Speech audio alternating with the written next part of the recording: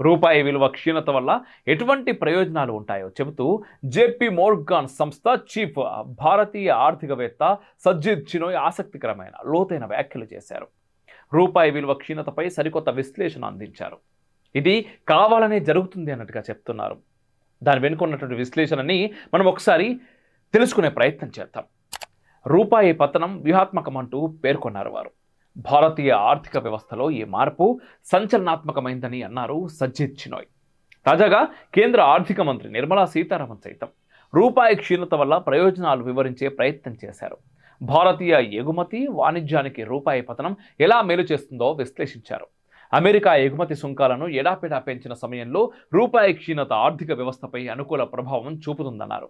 అంతేకాదు, కరెన్సీలో సంభవించే హెచ్చుతగ్గులు ఆర్థిక వ్యవస్థ పనితీరును నిర్ణయించలేవన్నారు నిర్మలా సీతారామన్. రూపాయి విలువ తగ్గడం వల్ల భారతీయ ఎగుమతులు గణనీయంగా పెరుగుతాయనే అంచనాలున్నాయి. విదేశీ మార్కెట్లో భారతీయ వస్తువుల ధరలు తగ్గి ఇతర దేశాలతో పోటీ పడేందుకు సులభమవుతుంది. ధరలు తగ్గడం వల్ల భారతీయ వస్తువులకు డిమాండ్ పెరిగే అవకాశం ఉంది. భారతీయ ఐటీ రంగంలోని చాలా కంపెనీల వ్యాపారం డాలర్లలో జరుగుతుంది. కాబట్టి డాలర్కు ఎక్కువ రూపాయలు లభించడం వల్ల ఐటీ కంపెనీల లాభాలు పెరుగుతాయి.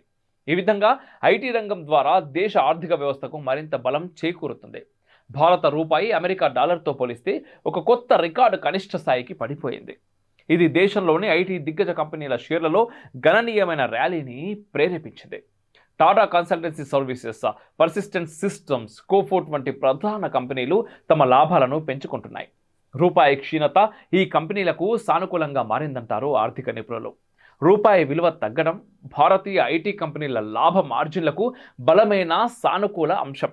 బలహీనమైన రూపాయి అంటే విదేశీ కరెన్సీలలో ముఖ్యంగా అమెరికన్ డాలర్లలో సంపాదించిన ఆదాయం తిరిగి వచ్చినప్పుడు, అంటే రిపెట్రియేషన్ ఎక్కువ రూపాయల మొత్తంలోకి మారుతుంది.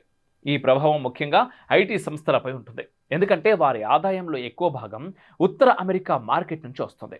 అమెరికన్ డాలర్ ఆదాయం గణనీయంగా ఉన్న కంపెనీలకు ఇది మేలు చేస్తుంది.